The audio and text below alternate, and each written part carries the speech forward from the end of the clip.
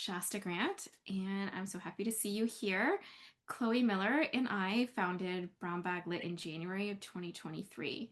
And today we are happy to welcome you to hear from novelist Lacey N. Dunham talk. She's going to read and talk about her debut novel, The Bells. And we hope to see you at future events as well. You can find our schedule online, and all of the links will be in the chat, including to our YouTube channel where we share recordings from earlier events, and you will eventually find this event on there. Our Brown Bag Lit readings are free, and we hope that you will buy our authors' books, go buy The Bells, and consider leaving us a tip to help pay for our expenses through Buy Me a Coffee. On Wednesdays, we host an ongoing accountability writing group, Lunch Break Writers. Membership is rolling, and you're welcome to join anytime. In addition to our writing time, we host special small group events around literary topics, social hours, and more. For today, please make sure you stay muted during the reading and conversation. I recommend that you put the screen on speaker view during the reading and then gallery view during the Q&A. And if you have any questions as Lacey is reading or as I am talking to her, please feel free to put those in the chat, or you can hang on to them for later. So right now we are very excited to welcome Lacey. Lacey and I were both selected for the Poets and Writers Get the Word Out Publicity Incubator program earlier this year, and we met weekly for, was it 3 or 4 months? I I don't know, three and a I don't know. half maybe? It was a I long don't know. time. It felt like a very robust, like I feel like we all really gelled well. So Yes, absolutely. There yeah. were 9 of us, and we had a publicist mentor, and we met every week. I think it was Wednesday evenings for like 2 hours. So I feel like even though Lacey and I have never met in person, I feel like I know her pretty well. Um, It's actually wild we haven't met in person. That I was know it is like, wild because it feels like we have. And so the program was all about publicity for your debut book. So I Mhm. feel like I know a lot about Lacey's kind of pre-pub publicity journey, but I don't actually know about her journey from like about writing the bells to um, finding an agent and a publisher. So I'm looking forward to getting answers to those questions today. And yeah, so if you want to start by reading a selection from the bells, that would be wonderful. I can do that. And I'll keep it short because I think sometimes readings are can be the most boring part of these things. I will say, yeah, The Bells is a dark academia Southern Gothic novel. It is set primarily in the 1951-1952 academic year, although it does travel into the early aughts. When the group of characters who are the Bells are reflecting on the consequences of the choices that they made as students and the ways in which the past is haunting them. Um, the section I'm going to read from is actually the very opening of the novel, and it is in the collective first person. The rest of the novel is not. The rest of the novel is in third person, mostly from the point of view of our protagonist, Dina, who is this mysterious outsider who kind of worms her way into this elite women's college in Virginia, where she's convinced once she's there, she's going to have everything she needs in order to survive. But what she doesn't count on is that the school and some of the legacy students attending the school are harboring some pretty sinister secrets. And because it's dark academia, it's not a spoiler to say that yes, there is murder. So be prepared. But yeah, as Shasta said, I'd love for you to buy it, but also pick it up from the library. I love libraries. Or listen to the ebook, or no, listen to the audiobook, read the ebook. Yeah, whatever floats your boat. But this section I'm going to read is from the very beginning. The Missing Girls, Bellerton College, Virginia. We were Bellerton students once. We traversed the route that curled around one side of the mountain like a black ribbon, winding its way to the 600 verdant acres of campus nestled in the valley below. The road ended at a spiked 12-foot-tall iron gate that reared up like a startled stallion. A painted wood sign, sanded and refreshed every August, announced Bellerton College in blocky letters, its base crowded by bruise-colored hydrangeas. We are the girls who followed the road into Bellerton. but never came out. We arrived on campus with proud parents for whom the very word Bellerton meant prestige and refinement. To be accepted into Bellerton implied family wealth with a surname of solid reputation, proof that we belonged to a privileged class. As future Bellerton graduates, we would be able to hold our own during conversations on both politics and literature, and we would also know how to arrange excellent charcuterie. We might be smarter than our husbands, but at Bellerton, we would have learned the necessary tact to never point this out. Bellerton was steeped in ritual and surrounded by rumors. Like a conjuring of the imagination, Bellerton was a place threaded with myth. The South as it wanted to be seen, not as it was. As for us girls, the college wormed into our bodies, molded us into its likeness, created us the same. We were meant to give ourselves over to Bellerton completely. We were meant to heed the paths laid long before us. But we were the unfavorable ones, the unlucky ones. We were the girls punished for our choices, our iconoclasm, our refusal to conform. We were either too much or not enough. We had not yet learned how to navigate our truest selves in reconciliation with the world. And so within Bellerton's walls, terrible accidents occurred. We went for a walk in the woods and disappeared. We were devoured by a black bear, our remains never to be found. We hung from a library beam. We dropped from a window and broke our neck. When we fell gravely ill, no one believed it was poison. We were disposed of in shallow graves or flung into the creek, dissolved into the college's maw. With the start of each new academic year, we were called how our eyes shone once with hope and determination. How we once walked the campus's circular road, counted the ancient trees. Whether we went left or right didn't matter, since the road curled back to its beginning, complete and whole. And now it's your turn. Beware of who keeps secrets, because appearances can be deceiving. We are not the only ones who will be watching. Always remember that these grounds are haunted by girls who were once exactly like you. I'll stop there. Wonderful. Thank you. Okay, so I want to know how the idea for the bells came to you. Like, was it a character or an image? You mentioned in the acknowledgments that you were a first generation college student, and this novel was particularly built from your experience within the spaces of higher education. So I know that informed the writing of this, but I'm curious, like, what the germ for the idea, where that came from, or what it was. Yeah, that's a really good question, and I think is one of those things that's a little hard to trace. So I had written and queried a novel before The Bells that is very different. Like they could not be opposites. And you know, so that novel was I live in Washington D.C. Where I do not work for the government. But that novel was set in DC. Its main character was a lobbyist. It was like all men, like the entire cast of characters was all men. It was hyper realistic, set like right around the Obama administration's first election win. And I think really came from a place of like what I thought I should be writing. I was like, all right, like if I want to be a published writer and I want to be taken seriously as a writer, like these are the things that I need to be writing about or focusing on, right? And this was like probably 15 or maybe even 20 years ago at this point. And so I'd really internalized these ideas about like what stories should be.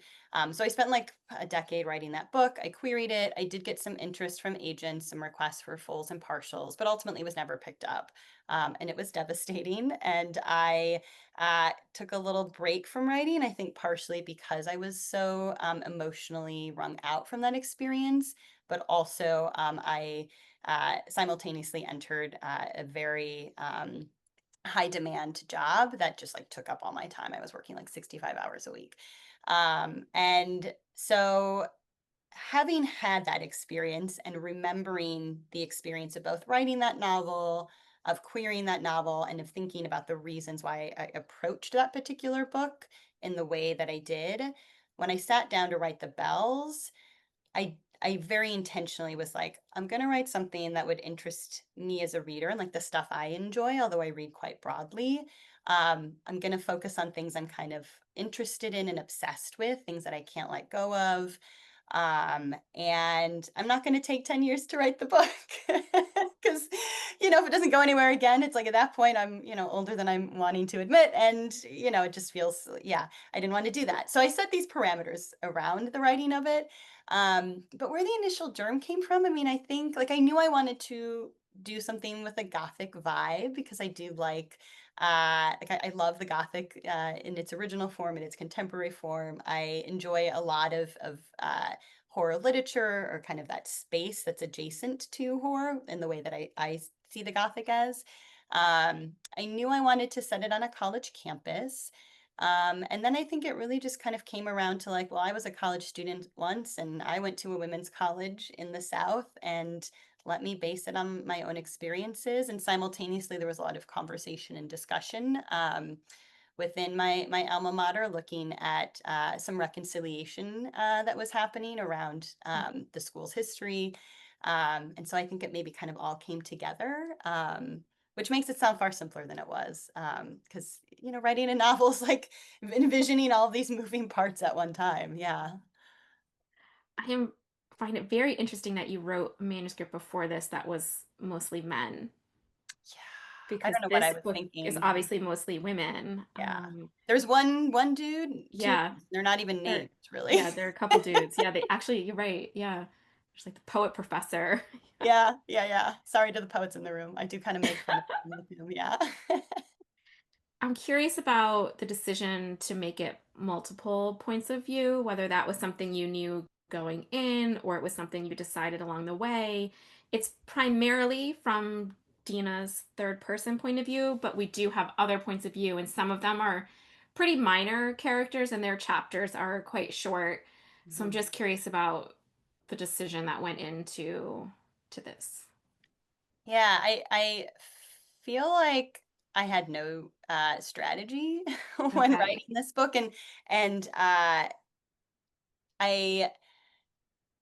yeah, I think I originally intended to write this book set in the early aughts because that's when I was a college student. And I was like, Mm, it's before like cell phones and social media. So I like that eliminates that problem. And like I was alive, so I know, what that experience was like. And it just wasn't sticking. Like I had an entirely different set of characters with a different mm, set of problems. And it just wasn't like I just could feel it was not like something about it wasn't gelling. And then I thought, well, let me go back to like the 70s, like the mid 70s, like that wasn't too long ago. And tried for like a day to do that. And I was like, no, this is terrible. I just kept I writing love how you about gave like up after a day. it was like bell bottoms. I was like, I don't know what I'm doing. And then I truly don't know how I settled on the 50s because I was not alive in the 50s. For some context, my grandmother, who's 91, was I think 17 or 18. Someone can do the math, in 1951, 1952. And while that is like such a remote thing to think about, it also like once I realized that, I was like, okay, somebody I know like lived through this period, and even though Mm, she didn't go to college, and even though she's not someone whose experiences informed the book too directly, I do think it helped it feel more accessible, because otherwise I was left just thinking things like, were there trash cans in the 1950s, and like Googling stupid stuff, right? Because, like, I mean, I don't know, right? It just felt very intimidating, this historical research. yeah. And so, yeah, so the timeline was the first thing I struggled with. But then once the timeline came into place, I locked onto Dina's point of view. And um, initially, I tried for something more omniscient, which was very, very difficult, and also not in keeping with like what publishing is kind of willing to take on. Like my agent and I had a very long conversation about some of the like remaining omniscient parts in the manuscript that I sent her, and she was like, "Yeah, no, like this is like nobody in publishing is going to publish an omniscient book. Like it is just not like what is currently what the market is currently seeking. And Hmm. so we reworked those bits. So the points of view that are not Dina's, some of them I had written originally in the book because it felt very important to have these other perspectives, particularly from some of the more marginalized characters and their experiences. The house mother, who's like a white, poor woman who is shoved into this situation with these like awful girls who are like really terrible to her. But it felt really important that she have a voice in the novel, and other characters similarly. Um, and then the early aughts, later bells actually came through with the editing process with my editor. Mm. Okay, interesting. Um, okay, so there are a lot of, I don't want to give any spoilers in this conversation, but this is a very twisty, turny, revealing kind of novel. So brace yourselves, readers. And I'm wondering if you can talk about how you decided when to reveal information. Like there's a Mhm, particular bit of information about Dina's backstory that mhm, doesn't get revealed until fairly late in the mhm. book. And I'm just curious about like the process that went into when to reveal information. If these were decisions you made, or did you make them in conjunction with the editorial process with your agent or your editor? Both, definitely. I think, the experience of writing this book was really the experience of like feeling my way into writing a book that felt closer and truer to who I am. And so a lot of times I felt like I was just kind of stumbling through a dark room and like hoping to illuminate things with my tiny flashlight. Um, and then once I kind of had a sense and a shape of the narrative, then I was able to go back and insert some of these things. um, I will say that I think so. I have a second book that's coming out. It was just announced. My same publisher, my same editor, and my process for writing the reveals in that book is very different because I have a Mhm. sense of the full shape of the book and like what the full arc is going to be going into the drafting stage of the novel. So I am taking a different approach, and then I will compare and contrast. We'll see. I Okay. do think different books call for different approaches. Hmm. Like I think there's a type of writer and a type of book where you kind of are a little more formulaic and you plug into certain things, and that's fine. Like this is not to ding any of that. But then I think there are books that are, um, you have to kind of let the construction of the story like lead you into the telling of the story. So how did I place these? I don't know. But I do know it was a collaborative process at times with my Okay. agent and editor, as well as what I had kind of conceived of in the drafting. Nice. Okay. So I'd like to kind of shift a little bit and talk more about the path to publication. Yeah. I feel like there's this general thinking that it's so difficult to get a book published as a debut. And obviously people do it, and you did it. So I would love for us to talk about your success story. I know we've got some writers with us today who are working on manuscripts, and they would love to hear a positive, successful story of how someone made this happen. So you finished the bells, you've got your draft, you're ready to go on to the next steps. How did you find your agent? Did you submit to the slush pile? Did you have some connections? Talk us through the process of finding an agent. Yeah, this is like one of my favorite things to talk about. So if folks have questions, like very happy to Good. chat about this further during the Q&A. I do think it is very hard to get a book published, like full stop. And I think perhaps somewhat like demystifying some aspects. I think it's very hard that initial publication, but it is also very hard subsequent publications. And I know Shasta, we were going to talk a little bit about like what kind of the post agent acquisition looks like. So getting an agent. So I was in this awesome program with Catapult, which has since shut down all of their writing workshops and now just publishes. They have retained their book publishing arm, but the instructor for that workshop, uh, was really intentional about helping us both craft our novels, but then also introducing us to some of the business side. And so through that, we were able to have a lot of like very open and honest conversations with different people across publishing and different publishing experiences, which included debut authors, which included authors further along in their career. We did have like, meet and greets and Q&A sessions with different editors and agents. And so I felt really like armed with knowledge, both from that and then also having had my failed agent experience with my prior novel. And so I took some time away from the book, came back to it, revised it some more because I think people often query too soon. Like you're just so excited. You're like, damn, I Hmm. finished this whole book. Like I'm amazing. I'm going to send it out right now. And like, don't do that. Like it's so hard to wait. But like, I think, yeah, definitely like take a breath, like take a step back, because it's got to like be good enough to like slot right in on like a bookshelf, right? With like any other book that's been published, which is a wild bar to have to pass, like to be clear. So I ended up querying in, I think it was like February or March of, I don't even know, like 2023 maybe. Um, and I had the whole time I was in this program had been collecting the names of agents and just like dropping them into an email folder. So I had like 300 names of agents, and I got these by looking at books that I was reading, and I was like, let me go to the acknowledgments and like see who the writer is thanking, and usually they first thank their agent and their editor, right? So I was collecting that information that way. Also through Publishers Marketplace, they'll announce deals and they'll say like who sold the book. So I was, if a book sounded similar to mine or had overlapping themes or, could potentially be a comp, I would, forward that and put it in that email folder, just kind of like keeping an eye out, right? Um, and so I went through that folder, uh, literally created a massive spreadsheet and put the agent's name, their agency, went to their submission guidelines. Are they actually open for submissions? Don't send stuff to people who aren't open. Don't burn your bridges by violating the rules.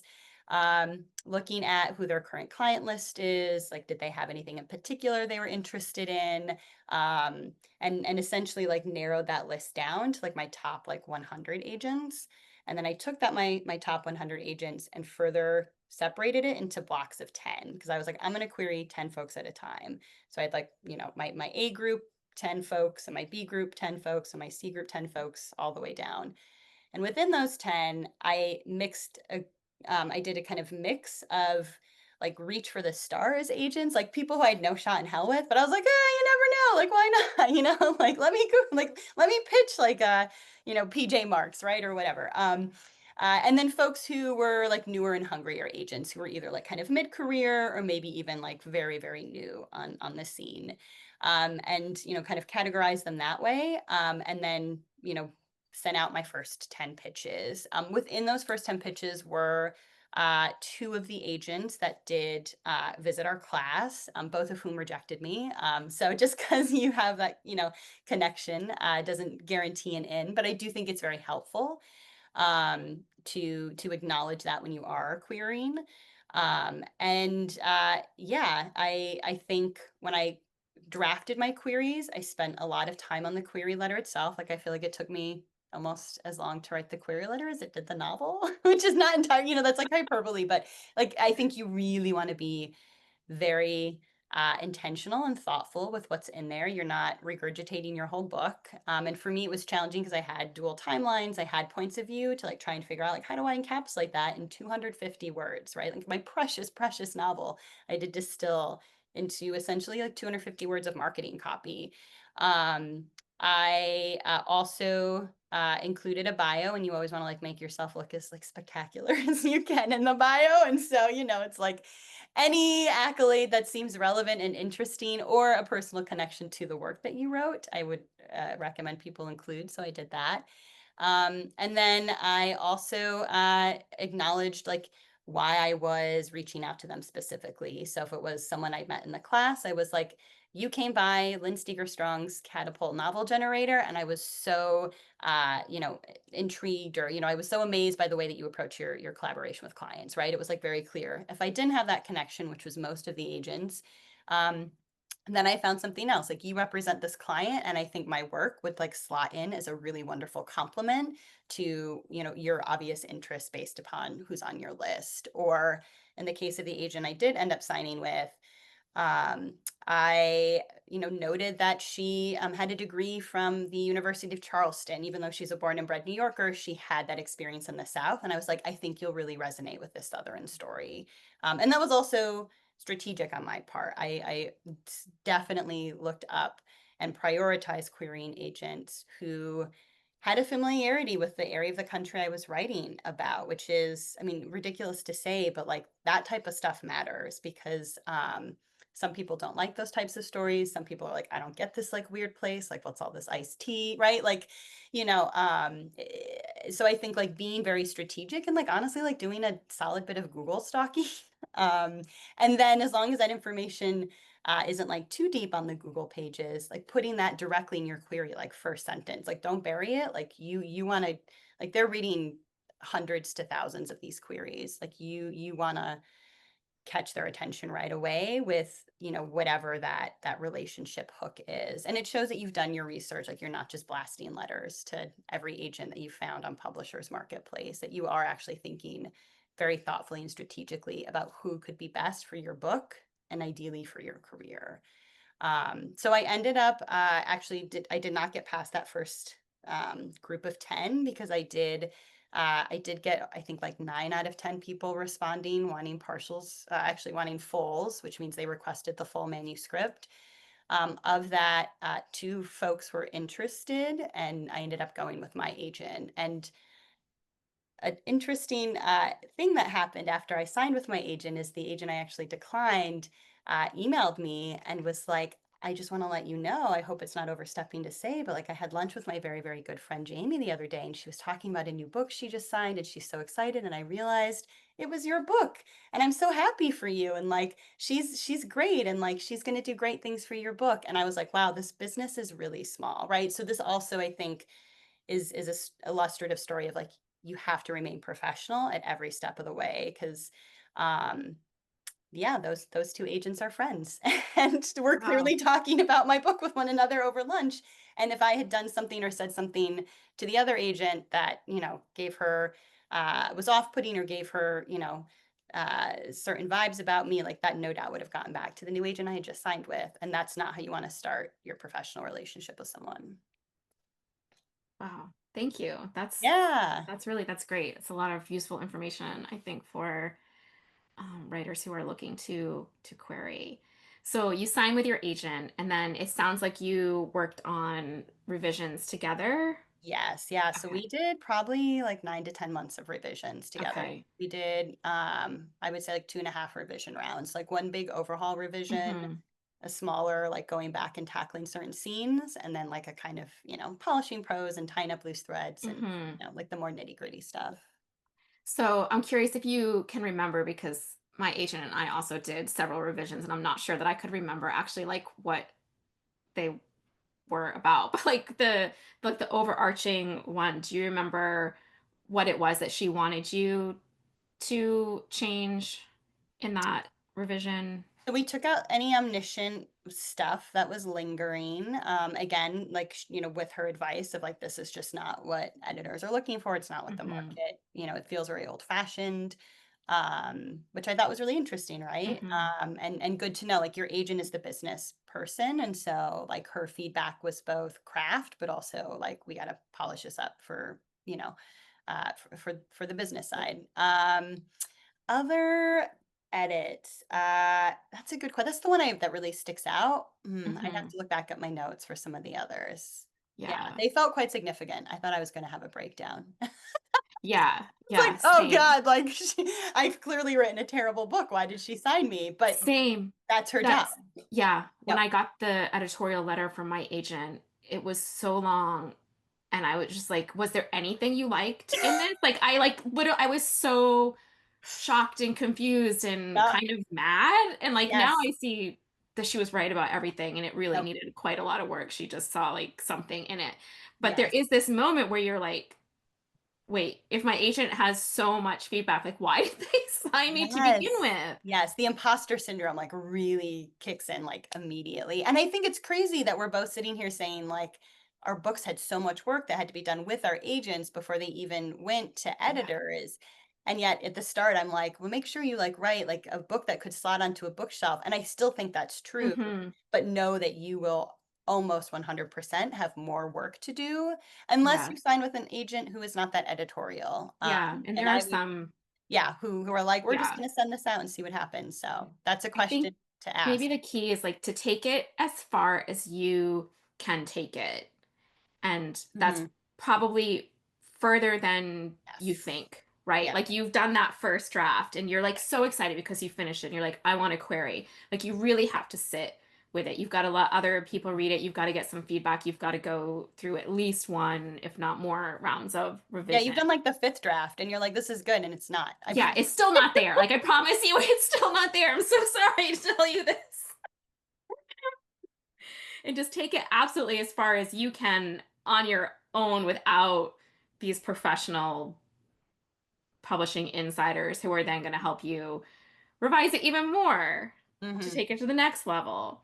It is amazing how much work went into like revising and rewriting my book after I felt like I'd already put a ton of work into it. Like not, I mean, my agent and then like I mean, my editor and I also did additional edits, and, like, there was a point where I was like, "I hate this fucking book." Like, I do not wanna look at this thing ever again because it was just, like, I had spent so much, like, intense level of time with it, Hmm. and now I'm over that. Now I think it's, brilliant and should win a Pulitzer Prize, Oh, but absolutely. not really. So I want to talk about your relationship with your editor and the edits that you did, but before we get there, I want us to get through the submission Yes. process. So let's Yeah. go from you've got an agent, you've gone Mhm. through the revisions, your agent says finally, hooray, it's ready to submit.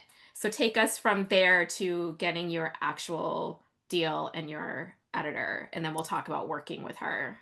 Yeah, so like I said, my agent and I spent probably 9 or 10 months, uh, like, wholly revising the book, and I think every agent has a different approach. And I think, as you're thinking potentially in the future of querying agents, it's good to have a sense of to the extent that you know it, at this point in time, like things that you like or prefer, right? It's like my agent is very editorial and very hands-on. Like you may not want that out of an agent.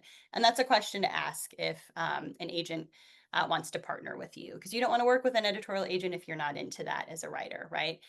So similarly, my agent's approach to going on submission, which is when she essentially is querying editors, except I am kind of cut out of it, and that's her approach. She's not going to like involve me in it. And she's not going to give me like an hour by hour, minute by minute update. She just does it all, and I'm none the wiser until we get a deal or we don't. And so the submission process for her is like a go big or go home. So she put together a list of, I think it was like 30 or 35 editors that she was like, I think these editors will resonate with your project. She gave me the list. She asked about people I wanted to add or, remove from it. And then she's like a whole strategy about like the best day of the week and like how she's like actually reaching out to them. She's doing like a 2 or 3 point like reach out. She's not just like dropping the manuscript in inboxes and then like disappearing. Like she's like very like intentional and like really shepherding it. And of those like 30 or 35, we got 2 offers. So like it's like you're going through the querying process all over again. And I think this is like the thing about publishing I didn't realize is that just because you have an agent doesn't mean you can sell a book. Um, like I have friends who have ostensibly like better or like more prestigious agents than me whose books have not sold. And it's scary. It's scary to think of, but it has nothing to do with you. It's like entirely about the market and the feedback that my agent did give me because I was very I asked for like very light feedback. I didn't want to know kind of the play by play. Is she said that there were many editors who were very, very interested, but it's not just about their interest. They have to get several people at their publishing house on board, which includes like their marketing people, their publicity people, their sales team, their publisher, right? Like the big boss over, over everything. And in some cases, like they could marshal some of that support, but they couldn't marshal all of it, or they couldn't marshal the right people, and therefore the editors had to bow out. And so I think like it's not just about at that point one person saying yes, it's about like an entire group of people who you don't even know who they are also having to have buy-in. It's about them, because publishing is a business, looking at their profit and loss sheets and saying, oh, we already had a story like this, it didn't do well, so we don't think that we can market this one well. Or like, oh, like Romanticy's hot right now, and like this isn't Romanticy, so like, yeah, I don't know, like come back to us when you've got like something that like is selling like hotcakes in the market currently. Mm-hmm. Or whatever, right? And I think this is where, if you're a writer of color, like some, I have heard that, sometimes it's like we already have our like Puerto Rican writer, like we can't take two on because that's like too many or something, right? And so then that's where you can see a lot of the like systemic challenges coming into the business side of this creative thing that you have made. So my next question, I think, will potentially answer Eileen's question as well in the chat. So in your acknowledgments, you thanked your editor and you said that she, quote, patiently worked with my occasional stubbornness to make this novel shine. So I want to know more about your stubbornness, and were there edits that she wanted to make that you resisted, and how did you handle that? Yeah, yeah, I can be sometimes stubborn indeed. And so I think, like when I met with the editors, the reason I went with my editor, uh, and I think let me step back and just say, I think it is interesting that both editors that offered on my book were Southern editors, right? Like they Mm, were from the South, right? And again, it's a Southern story. So like, did they say, yes, and get everyone on board because they have that connection? I don't know, but I do think it's like notable. Um, uh, so when I met with the editors, I felt like my editor just got the book. Like she was able to say things about the book that really resonated, and that also um, let me know that I would be in good hands. I felt with her suggested edits and that kind of initial like phone call before we had said yes to a deal, I was like, yes, like I can see how these are intending to make the book better. Whereas the other editor, I felt like it was trying to maybe pull the book in a direction that it did not quite feel like what I wanted the book to be. So the first thing is I listened to like what feedback she was suggesting like upfront before we ever said yes. And then after, the offer, uh, yeah, I feel like sometimes I was just like, no, I don't, I don't want to do that, right? Like I've written this story and I feel like it's good, and I don't want to do that. And she's a really wonderful way of like convincing me that things are my ideas. Like in the long term, she's like, okay, but like let's, and like. And like she's always right, and so I think I really had to take a step back, think about like why she was suggesting things, and could I do that in a way that felt like truer to how I wanted to address that particular piece of feedback, right? So like maybe the way she was suggesting to do it, I didn't like, but I could like tackle it this way and it would get at the same core problem that she was addressing. So I think that was one thing I was able to do when I stepped back. I think I was also able to like knock out that imposter syndrome, because initially you get these edit letters and you're like, oh God, like same thing with your agent, right? You're like, why did she take this book if she hates it this much? But she doesn't, right? Like she clearly had to get a lot of buy-in and like hustle for the book on her end. Like she believes in it. So it's like turn off that part of your brain.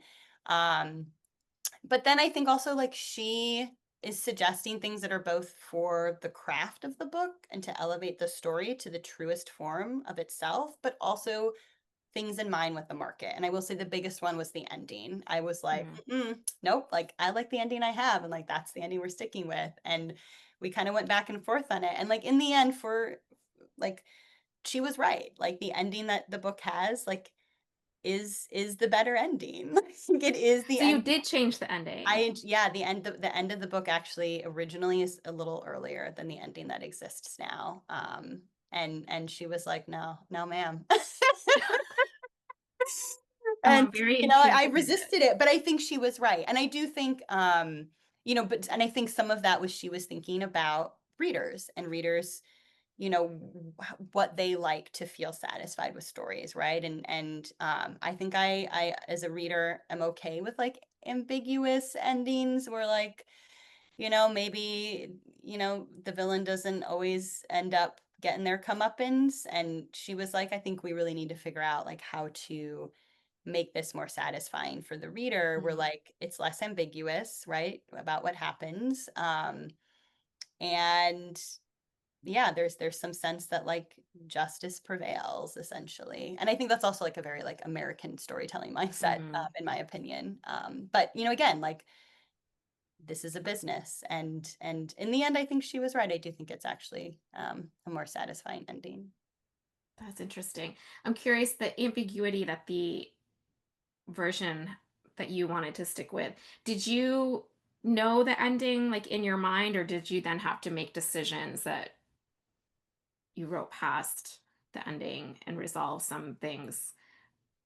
Does that am I making myself clear? Like I don't know if I'm wording this right. I guess did you know the ending? Like if it was ambiguous, did you in your mind already have resolved this stuff that then you just had to translate it on the page? Or did you have to make some decisions I had to make about the decisions. end and then write it? Yeah, yeah. I had to make some decisions. Okay. Yeah, yeah. I find this to be so interesting. I know you've read Wow. the book, so I feel like it's like we can't say more. I know. I'm like, I gotta talk to you more about this after. All right, I'm gonna pick your brain later. Yeah, 'cause I don't want to spoil anything for anyone. I think that we answered Eileen's and Kelly's questions in this conversation, but if you want to take a look at those and see if you have anything that you want to add to. So Eileen's question was, did you get suggestions, requests from agents or editors that you disagreed with? And if so, how did you handle that? And Mhm. Kelly said, similar to Eileen's question, how did you retain your vision of your story while making those changes that agents and editors want to get it ready for publication? So I kind of feel like we addressed that, unless you think there's anything else that you want to add. Yeah, I mean, I think the only thing I would add is that, like, at the end of the day, like, you are the writer behind the work, and it is your vision. But I think once you cross into the realm of publishing, which is a business, like, it becomes a highly collaborative process. And so, if you are someone who is struggles with a very intense level of collaboration, you might want to think about like what type of publishing you want to do, or like whether or not like those stories just stay for you versus like a wider audience. Because yeah, like you will have to navigate conversations where you're like, but I feel like you're destroying everything, and like 9 times out of 10, like they're not, they're just suggesting something that I don't know. I think it's hard not to let the defenses go up, but like, yeah, deep breaths, and you step back and you don't send that email. And then you're like, oh, actually, no, I see the wisdom in this. I'm going to tackle it in a different way. Or I see the wisdom in this. Um, you know, uh, and I'm going to embrace it wholeheartedly. I think, but I say that, again, coming from a different background than some other folks entering publishing, right? Like I do think I have friends, particularly friends who are writers of color, who have had to really have difficult conversations with editors or agents about things that they were asked to change, that I think come from just different life experiences, and just like a different position in the world, and I don't have like the right background or experience to like know how to advise anyone to handle Hmm. those situations. Like that's, I think, a very different situation. Yeah.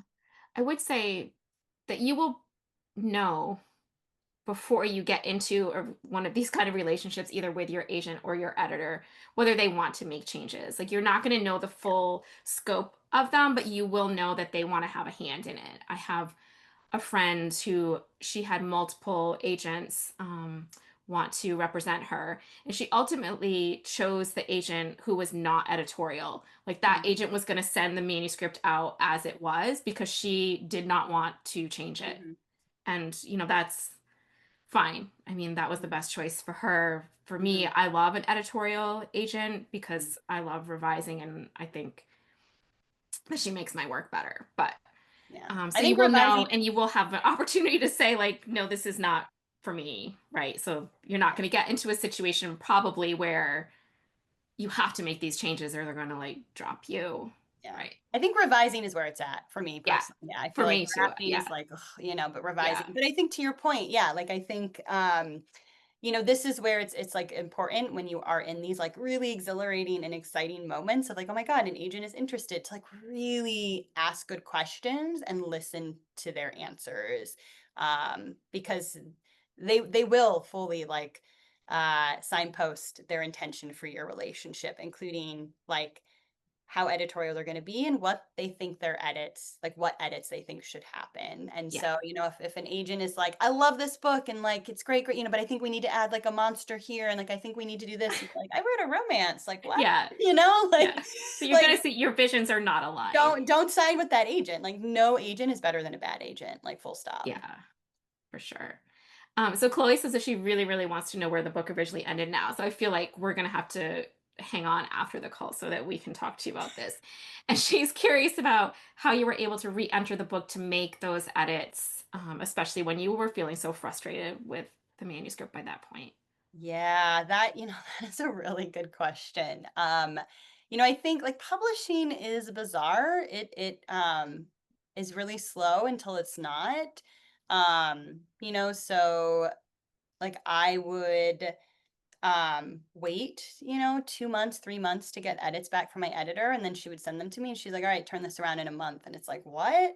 And that's a challenge. And so it was a degree of like literally just clearing my entire schedule. I know this is being recorded. Hopefully my boss doesn't watch this, sometimes stealing some time from work. Being like, I'm gonna work on edits for this hour instead of responding to emails. And I think I learned a few things, which is like setting some necessary like exercise breaks. I think for a lot of it, I just tried to like plow through and like put in these like 14-hour days, which is like crazy. Like that's just not for me a very productive way to work. And I think I like would get even more frustrated because I just felt like I'd been staring at this thing, I couldn't work it out, and then I hadn't like moved my body, and I felt just like schlubby and overwhelmed and like all of this, and then I had to like go to work and like respond to these emails, and so I think you know I will take a different approach with some of these revisions with my next book. um but I think also it is like not looking at the book in between editorial Mm, rounds, right? So it's like it's with my editor, just like peace out with it and like go watch some movies, go watch some Netflix, go read some books, go start your next project, right? So then you're not like looking at the thing you just sent off, obsessing over what your editor what is now in your editor's hands. hmm. So creating that distance, because you do otherwise, I think, become too close to it, and you like start to like lose sight of like what is actually happening.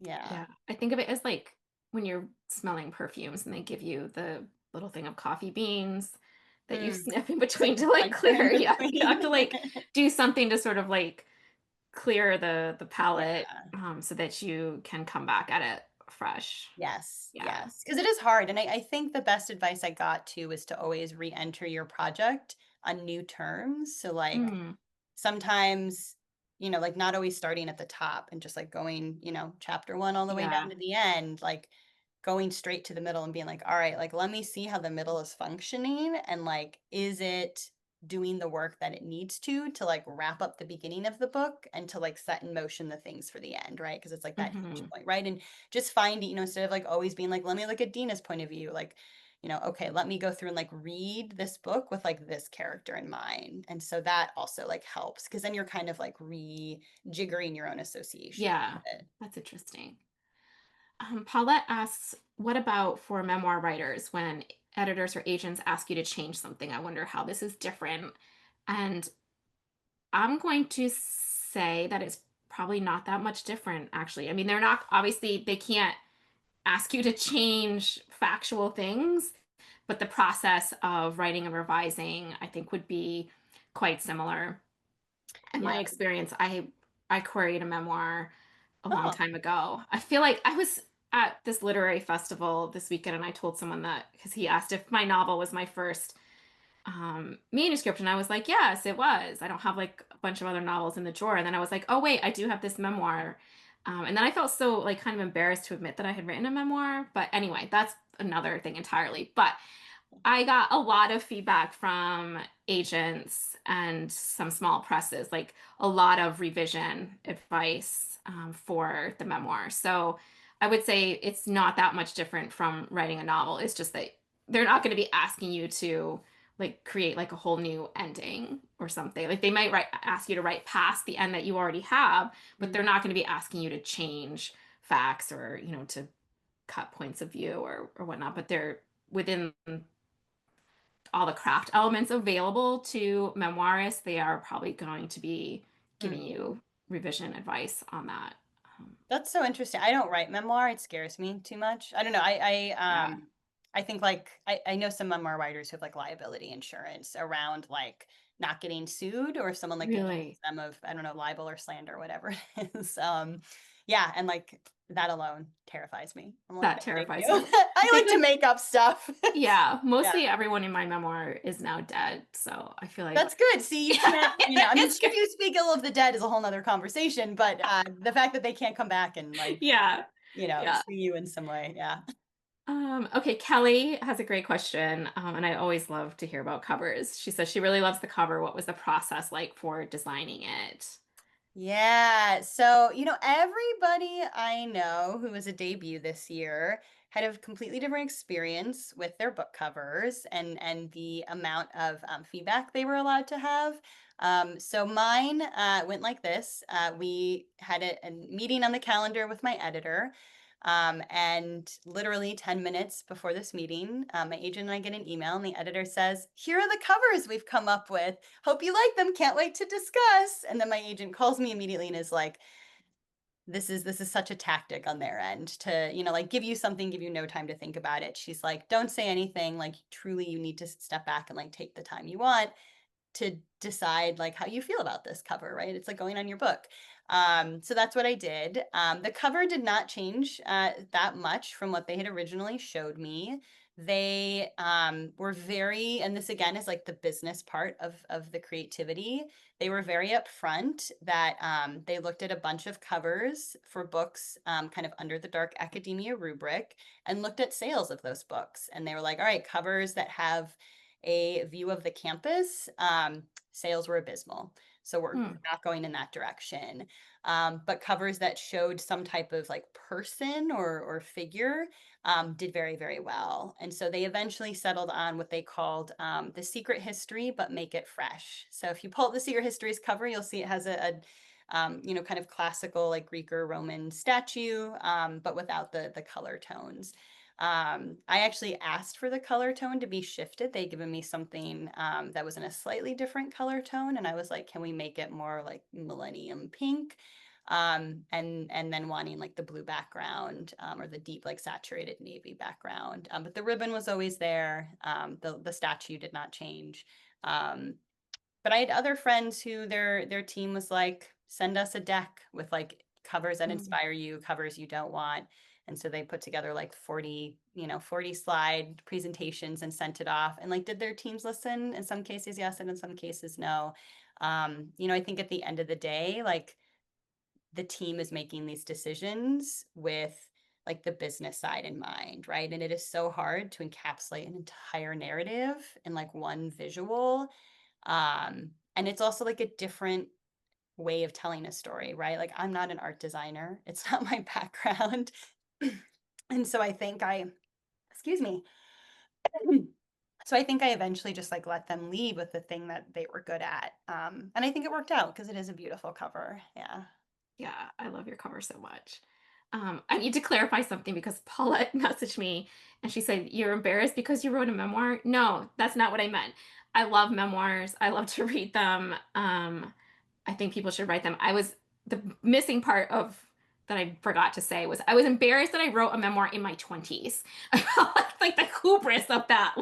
Like, what did I know about anything that I needed to write a memoir in my 20s? So that was the part that I was embarrassed about, not memoir in general. I love memoir as a genre. Anyway, have to get that in there. I mean to offend the memoirists. They are not embarrassing. They are amazing. Okay, we have another question. You mentioned talking yourself up in your query letter. Could you give any examples or specifics?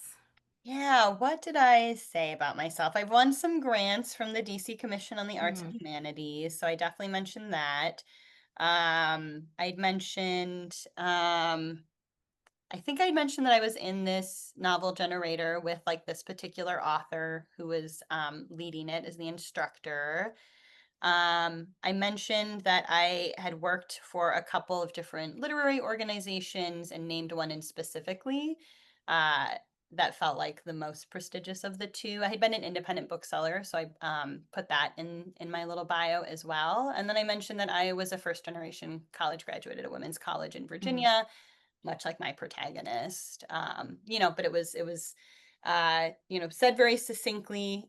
So it's not all of the accolades. It's like the highlight the ones that would seem to resonate the most with agents. Yeah, that's really good concrete advice.